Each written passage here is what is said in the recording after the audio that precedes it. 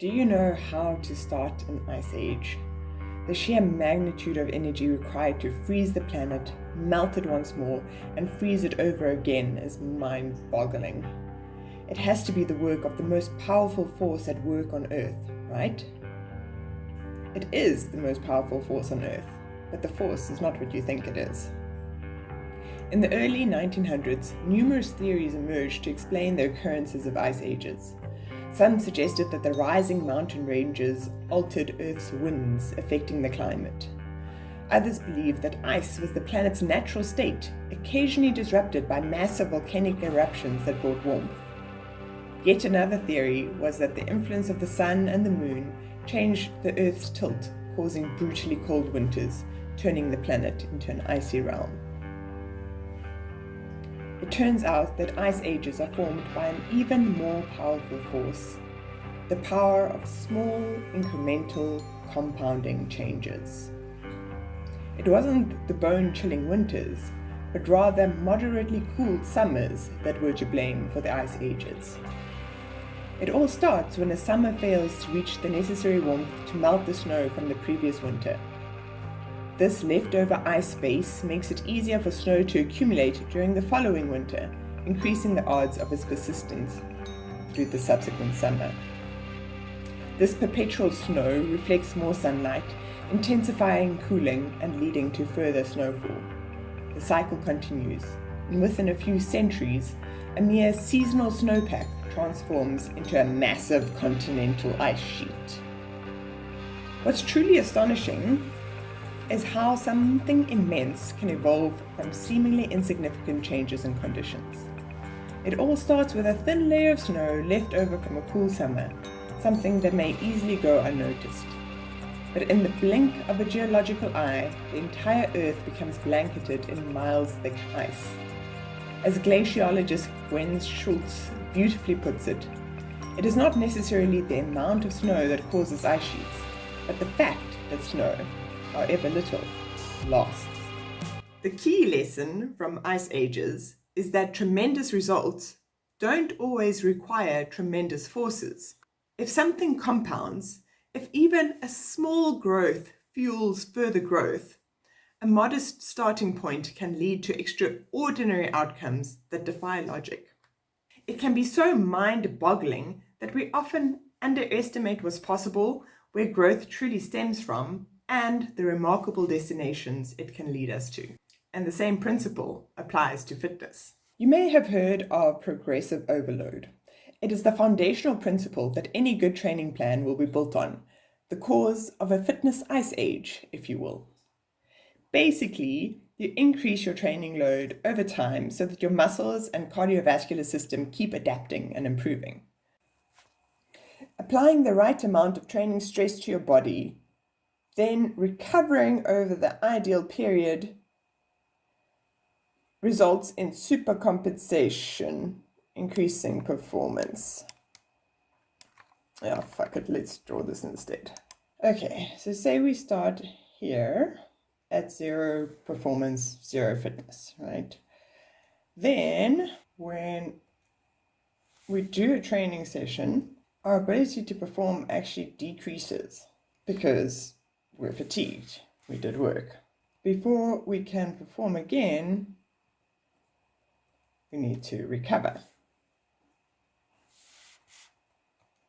But the magic of your body is that it responds to this training stress by becoming better, by building more and bigger muscle fibers, by increasing the hemoglobin levels in your blood, by improving lung function, etc.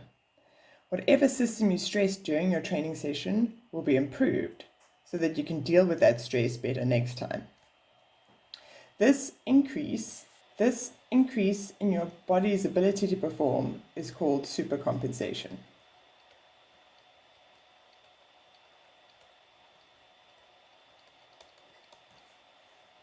And if you start your next exercise here, anywhere above your 0 line that you started with, you can perform the session better, get the right kind of stress, recover properly, and build on your fitness. So in the long run, you want something that looks like this. A lot of supercompensation added on top of each other. And you can see that your fitness won't improve linearly because you need to rest and recover, but the general trend is upwards. Now, back to the ice ages.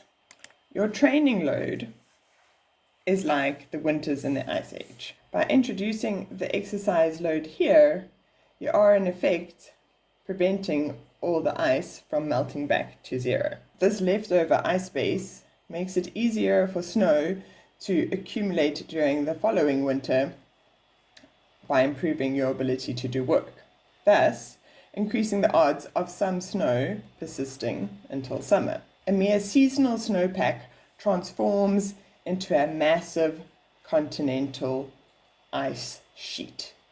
In other words, you get exponentially fitter. I guess what I'm trying to say is that fitness compounds. Every act seems tiny. Your daily walk, the HIIT class you do once a week, taking the stairs rather than the elevator. But each tiny act spurs your body to adapt. Each adaptation allows you to perform better next time. The next performance again causes your body to get stronger. And before you know it, you feel capable of running a 5K race. Then, a few years of compounding later, a marathon. An ice age has started, not through a vicious winter, but because of moderately cool summers. As more summers pass, you can get fancy and play with the 3 factors of training load: frequency, duration, and intensity. Let's have a look at my weekly program to see what that can look like. This is the program I've been following for the last 6 months. It's been designed to maximize endurance adaptations while prioritizing recovery. In this training program, Sundays are rest days. The first session is on a Monday evening, so the Sunday full day and the Monday morning makes for a nice long recovery period. This session is a run, and if I'm doing speed work or hill sessions, this is where they'll happen because this is the most recovered I'm going to be every week. Tuesday mornings are sessions with Rogan. Basically, we're addressing any niggles, muscle imbalances, or particular movement goals I may have. The past month or 2, we've been focusing on intrinsic foot strength. Now that I'm increasing my cycling load, we're working on lumbar spine mobility. Generally, this isn't too strenuous. It is a strength workout, but we're not doing massive volume or big weights. So Tuesdays are generally also part of the rest phase of the week. Lately, I've been including a climbing session on a Tuesday afternoon because I'm not good enough at it yet for it to be strenuous. Wednesday is the first double session day, and it's a doozy. Leg day in the gym and a run in the evening. Thursday is an optional session, depending on how I feel. In the past 6 months, I've used this slot for yoga, an extra zone 2 cycle, a climbing session, or a rest day. Generally anything but running, and generally fairly low intensity. Friday is another double session day with strength in the morning and a run in the evening, and a long run or cycle on a Saturday. Friday and Saturday compound into one big hard session in the same way that Sunday and Monday compound into a longer rest. So if we're looking at my week, we can see the supercompensation cycle looks something like this, with supercompensation happening during the rest, decrease in performance happening in the heavy middle part of the week, some recovery happening on Thursday, and a huge strain happening on Saturday. And if I get enough recovery, it should combine into a progressive overload cycle like this. Do this for a couple of years and watch the continental ice sheets form.